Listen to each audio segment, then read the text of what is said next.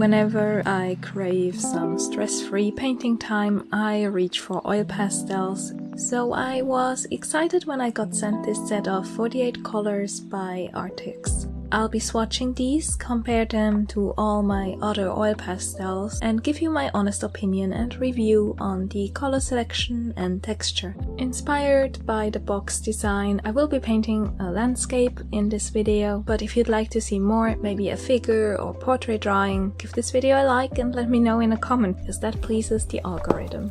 Like I said, this box contains 48 shades, but I also got this pack of 10 white oil pastels. White is what I use up the fastest, no matter the oil pastel brand, especially since I like blending with it, so I'm really happy to have these as backup.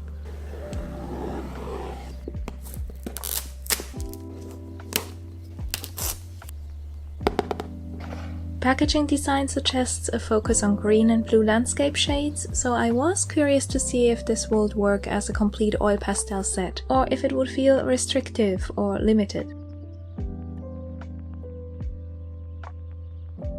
So let's look at some color swatches.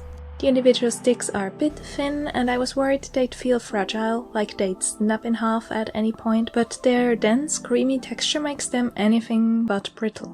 As you can see, I'm using both white and toned paper for these swatches. That helps me evaluate opaqueness, color vibrancy, and showcases some of the lightest shades much better. I'm swatching on oil pastel paper to get a good feel for how these would act on their intended painting surface as well. The paper wraps are perforated so they can be removed easily as the pastel gets shorter and shorter. The name of each shade is written at the back of the paper wrap, but the shade number is towards the front, so that would be the first thing to get torn off. So I took the time to write out color names on my swatch sheet just in case. Even though this was the first time I'd opened the box, the colors had left some stains on the protective foam surrounding them, which is normal for packaging a soft medium like this, though I was worried that meant these would be incredibly creamy and messy. The swatches put an end to that worry. While these are very soft, they aren't slippery. You can see that the soft texture means that even swatches will use quite a bit of the pastel. On the grey-toned pastel sheet, the yellows look wonderfully vibrant and they apply opaquely, but I noticed that the most intense red shades, orange red and crimson, lose their vibrancy on the toned paper. I'll do some comparison swatches with these and my other oil pastels later in the video. It's not noticeable on the white paper, but maybe good to keep in mind if you want to use red for final intense details on top of many color layers. The colors don't come with pigment numbers that I could find, so I wanted to do some further testing. Like I mentioned in the beginning, the packaging design hinted at this set being focused on landscapes in green and blue, but the actual shades in this 48 color set are much more balanced. I like to break down my pastel boxes by looking at the different color groups. Here there are 5 shades of yellow, 7 shades of blue, 10 different greens, 5 purples and violets, 10 reddish shades, and 6 to 8 shades of brown, depending on where you draw the line from brown to red or ochre to yellow. So the blue shades are actually not a dominant group here at all, with greens, reds and browns at the forefront. But overall the palette looks very balanced. Arrtx also has a 72 color box, so I was curious to see how these compare. The 72 color set contains all the colors from this set, so this isn't an expansion on those 72 shades. There are a few more blue shades and notably grey shades in the 72 color set, though I honestly can't say that there's a particular shade I'd switch out. Maybe one of the reds or oranges for a grey shade instead would be a welcome switch, though I found that these blend and mix really well amongst themselves and I didn't miss a grey hue when doing my test painting.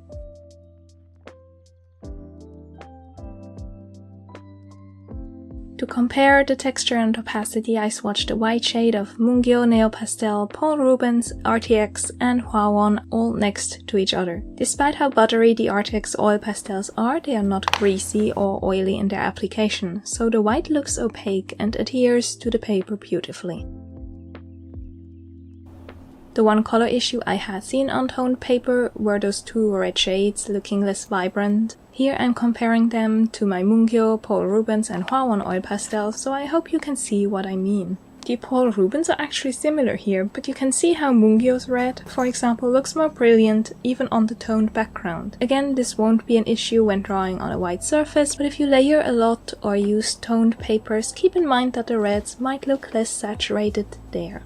Now for mixing. This is where the Arrtx really shine. I love the immediacy of oil pastels without any other tools, so while I use blending stumps or even brushes on occasion, there's something so satisfying about just blending with oil pastels themselves. And these are perfect for that, picking up a color layer underneath, blending into gradients, and mixing with minimal pressure, while still feeling easy to control. They are at the creamy end of the spectrum, definitely, though I'd love to compare them to the Sennelier ones, which I've only used a few times thanks to a friend's collection, but remember them mixing similarly. Drier finishes like Hwaeon and even Mungyo are easier to store though, by the way. So for drawings created with Arrtx oil pastels, I'll have to experiment with varnishes or fixatives, or at the very least use a sketchbook with coated paper inserts for protection. As I went through the individual shades, one thing stood out to me: these are incredibly consistent. All the shades, except for a single purple shade which felt a bit drier, have the exact same application feel, that creamy softness staying identical from the lightest to the darkest shades.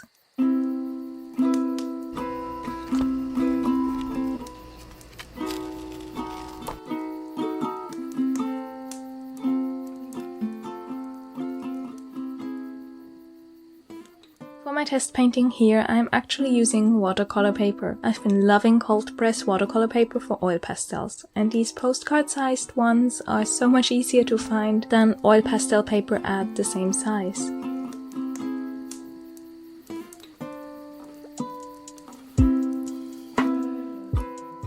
Monet's Water Lilies are a great way to test out a new medium. He painted water lilies in so many variations, so there's always a new version to be inspired by, and the color of Impressionist paintings are a great inspiration if you're dabbling with a yet unfamiliar set of paints or pastels. They are also a pretty simple subject to paint, and I started with just blocking in the major abstract shapes. The green reflections on the water with the beautiful spring green shade. Then I sketched the warmer reflection in the center with the shade Peach Puff and Macaron Pink. The tan shade is a light brown close to a yellow ochre, and I created some warmer sunlit hues with that and olive yellow.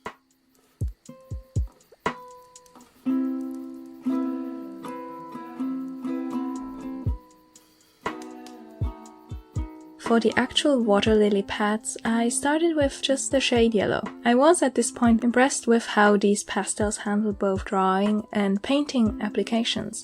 I think the individual pastel strokes look beautiful on this paper texture, and they are very pleasant to then transition into layering and more opaque application. They do need very little pressure, just the lightest touch for these early sketch layers. Two shades that immediately grabbed me are tender green and turquoise. That combination looks just so pretty as they complement each other. I went back to the spring green from the beginning to focus on those darker areas. Monet's paintings look airy and vibrant, but they do have dark, intense shadows I want to build up to, starting with olive green. All the colors so far, without blending and mixing them much, look beautiful together, which is always good to see in a box set.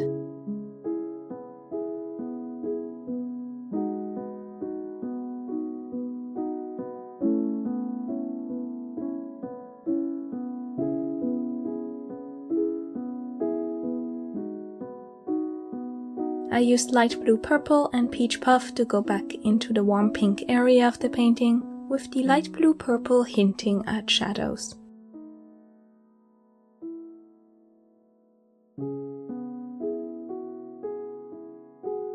After all these basic colors are sketched in, I started my favorite step, using white to smudge the colors into each other, lightening them where necessary with a bit more pressure. I love the texture this created, much less oily or messy than I'd feared at the very beginning, and I'm very happy to have those other 10 white shades as backup already, since I think I'll use this technique a lot.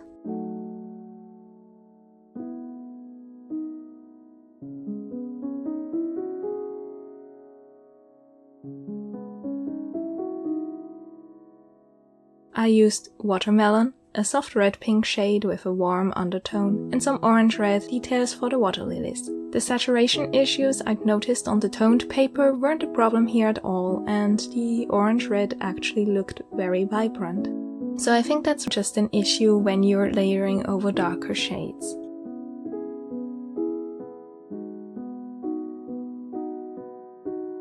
To create contrast, I used Prussian blue as an intense, colorful shadow shade.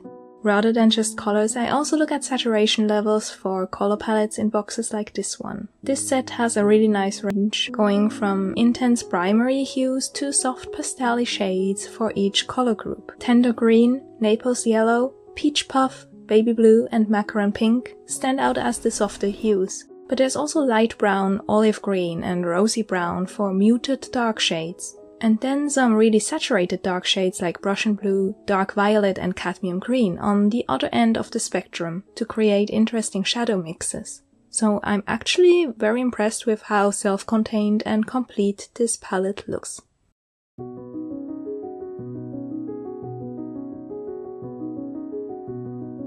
Then I continued building up the layers of spring and olive green using olive yellow to make it look like warm sunlight was hitting the leaves.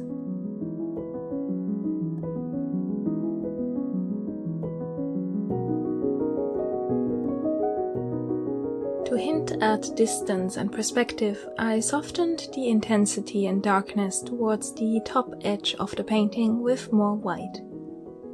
Even in this more abstract impressionist approach to a landscape, this can help with showing three-dimensional space. Colors and details fade in the distance, and to contrast with that, I started adding more details in the center and front of the image, with some impasto textures to give the impression of more detail.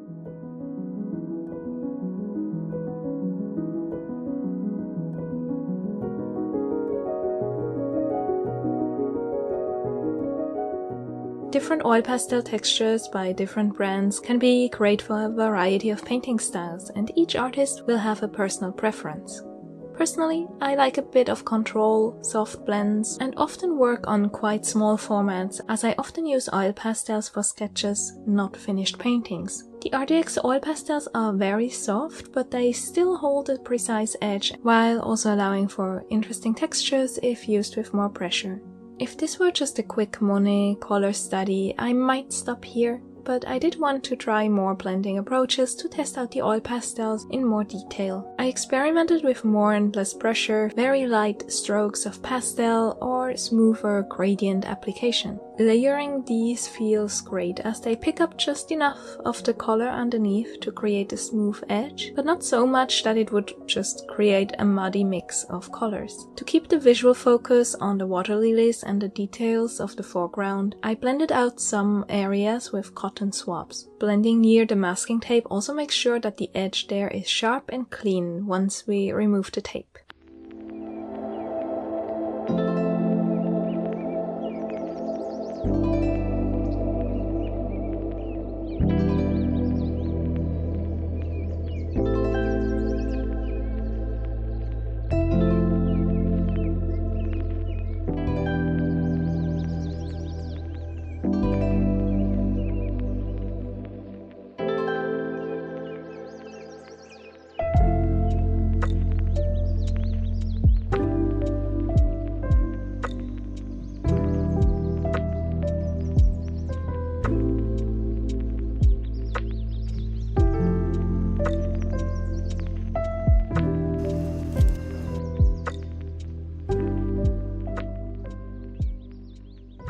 I wanted to see if I could push the color layers even further with some final saturated touches in warm chrome yellow, and really enjoyed these final details.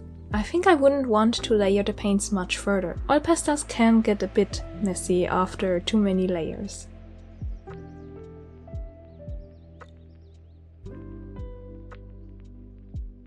I think these soft oil pastels would also be great in combination with some other drier oil pastels, adding final details with them, those final impasto touches that use just a tad more pressure, and again, despite how soft these are, they are amazing for details.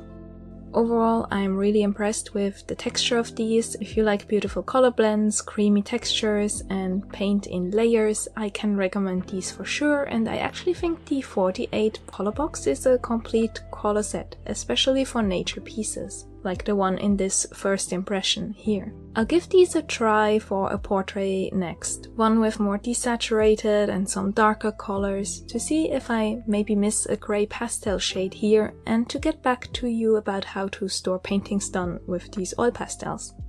Let me know if you're curious about anything in particular, and I'll also experiment a bit when it comes to fixative and storing these paintings.